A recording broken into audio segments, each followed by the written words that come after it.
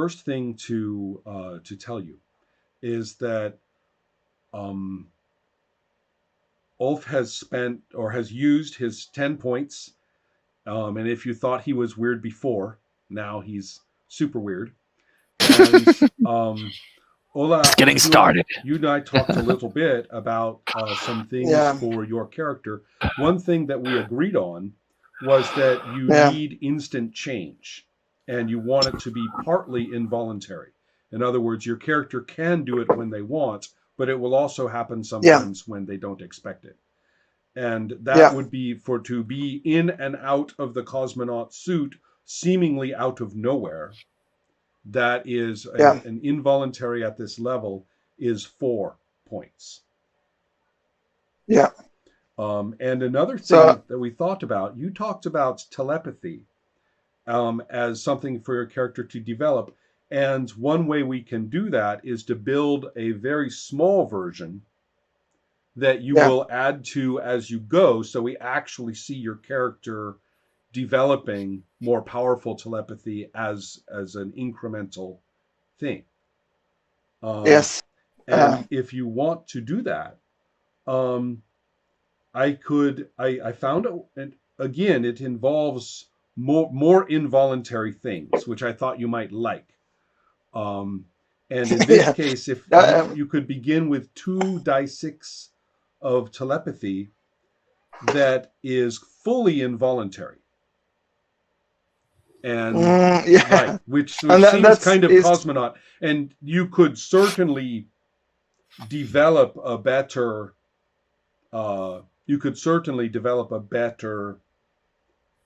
use of it, and it would become more voluntary and more powerful as time goes by.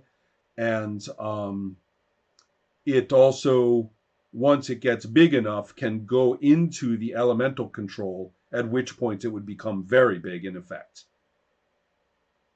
So I'm not supposed to write this within the elemental control. At present, no. The mystic it's suit. Not big enough. Your elemental control has a minimum requirement for the points, for the power points. Right. And you don't meet that yet. So at the moment, it's like a little sideline. It's still the same power. It's still the same, phenomenon, but it isn't yet in that body of elemental control as a structure yet. All right. So it's in the same field as my awareness. Correct. Basically. Absolutely correct. Yes. Yeah. And so this one would be totally involuntary, and it would be 2d6, and it would cost 2 endurance, which is kind of 2 endurance. How about the instant change? Does that cost endurance at all? It does not cost endurance, and it goes into that same field. All right. And that one has. Good. I'm writing this down. Yeah, and that would be involuntary and mild, and that is 4 points. Yeah. So that means that you have expended or used 9 of your 10 points, and you have 1 point to sit with, if you want. Yeah, that's good. Excellent. Okay, so all the knockout damage and all that is like that's within that scene. There are recoveries, and sometimes it will persist, and it doesn't clear like magic, but for our purposes of play today, it has. So there will be times when you don't get to just clear it because the scene is over. But this is not one of those times. We are allowing time to pass. So that will be okay. Now, both of you had ended the previous session with a degree of personal freedom. Havsmanen has gone back to the archipelago, and you have a date in a few days, perhaps sooner, not later, certainly not more than a few days, to meet Hankvist. And on some island out there, some interesting little speck of an island. And then cosmonaut, or rather, right,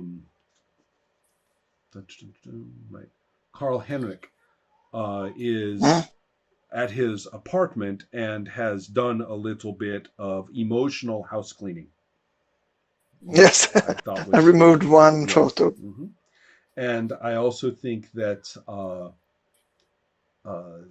I have things to do with you directly, but don't let me stop you from proactive things you may choose to do. So I think it's probably fair for me to ask you, where are you and what are you doing, in case you want to be active. If you don't, then I will happily put you somewhere and do something to you. I have one immediate thing that I want to meet up with Havsmannen. Okay. And I want to like try to explain. Right. I just meet up and see because I don't know what happened. That's correct. Neither of you know what happened to the other. No. And, exactly. Mm-hmm. And so you just had your regular meeting. So to contact him, you would use your, whatever method you use for an emergency contact, whatever that may be. And you are currently do not have a psycho signal to shoot over the sky. Exactly. But no, I think something more discreet, and maybe it's just a phone call. You use phones? Yes. Yes. That's and I think, and from my point, this is because I think I fall asleep when the thing. That's where the last scene ended. I was in my department, but I fell asleep because it was quite. So I kind of wake up, and the first thing I do, like, sit up in the bed, take out my phone, and I'm probably that paranoid, so I don't keep numbers in my phone. I'm not paranoid, but I'm. This is safe. I want to be safe because I think there's a lot of things going on. So have this small. I'm just trying to remember his number, and then I remember the number and I dial it. Exactly. And, so you use the pad. You don't hit the contact. Yeah. I see. Exactly. Okay.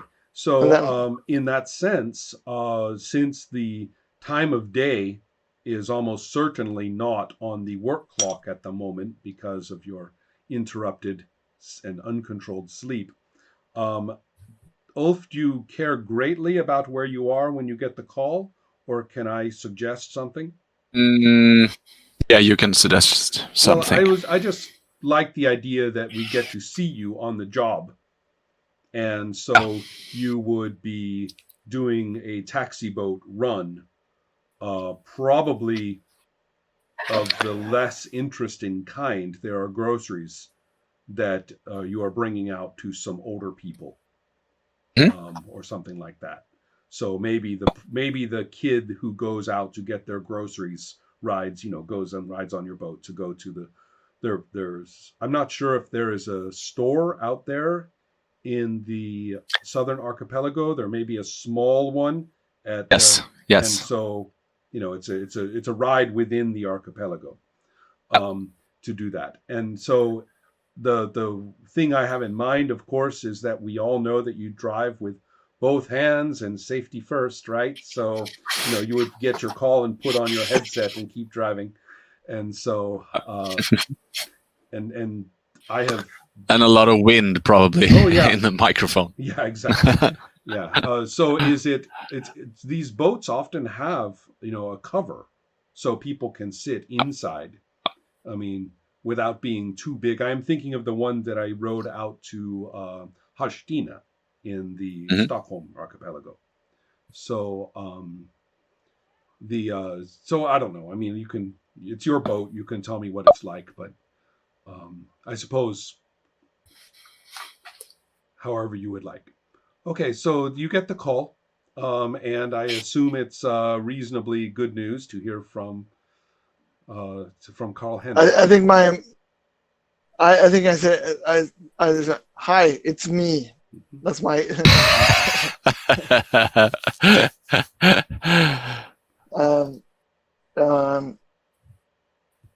what happened?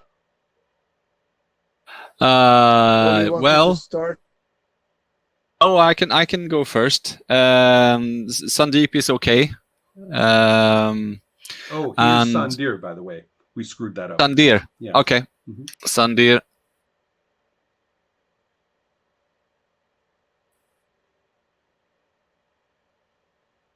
Sandir is okay. He talked to the police, and so did the frog person. Yeah, that person. Yeah. Was weird. What was that? I'm not sure I remember that because I was like ripped away before. Right. You were ripped away before that revelation. No, yes. Yeah, I gave her a good pummeling, so she didn't do any much of any resistance after that. Some sort of soldier for an international drug smuggling ring out of Latin America, but she seemed to be pretty bad off psychologically. I don't know if she was not forced to do this or somehow brainwashed to do this, or I don't know. There was a lot of pain and confusion going on at the same time. So Ola was right, or Cosmonaut was right the first time. Remember? Yeah. When he was thinking, is this a lost creature instead of some menace? Mm-hmm. Mm-hmm. So, yeah. Turns out it was both. Yeah. So and then she is also at the police. In the custody of the police? Yes. Not quite. No, not quite. Well, yes. Yes and no. Because there was a lot of police came. I talked to them. Sandeep talked to them. We tried to explain the whole thing. And then some intelligence people showed up, as they are wont to do. And they had some sort of deal going down.